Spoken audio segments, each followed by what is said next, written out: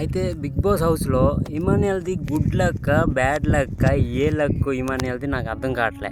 ఎందుకంటే రాక నామినేషన్లోకి వచ్చాడు Emmanuel first time Bigg Boss హౌస్లో. ఎన్ని వీక్స్, 9 వీక్స్ 10 వీక్స్ అయిపోయింది. రాక బిగ్ బాస్ హౌస్లో నామినేషన్కి వచ్చాడు. సరే, నామినేట్ కూడా అయ్యాడు ఈరోజు. దాని తర్వాత ఏమైందంటే, దివ్య క్యాప్టెన్ కదా, బిగ్ బాస్ ఒక పవర్ ఇచ్చాడు దివ్యకి. మీరు వీళ్ళందరిలో ఒకరిని సేవ్ చేసి ఒకరిని డైరెక్ట్ నామినేట్ చేయాలని. దివ్య ఏం ట్విస్ట్ ఇచ్చింది తెలుసా? ఇమాన్యుయల్ని సేవ్ చేసింది. చూడండి, ఇమాన్యుయల్ది గుడ్ లక్ అంటారా బ్యాడ్ లక్ అంటారా కింద కామెంట్లో చెప్పండి. నేనైతే ఒక రకంగా గుడ్ లక్, ఒక రకంగా బ్యాడ్ లక్ మధ్యలో ఉన్నాడు ఇమాన్యుయల్. ఇంకా కష్టమే ఇమాన్యుయల్ సర్వైవ్ అవ్వడం. ఎందుకంటే ఇన్ని వారాలు నామినేషన్లో లేడు. ఉట్టి ఫ్యాన్స్ ఉన్నారు పేరుకే. నామినేషన్లో ఉంటే కదా తెలుస్తుంది, అంటే ట్రూ ఫ్యాన్సా ఫేక్ ఫ్యాన్సా అని తెలియాలి కదా.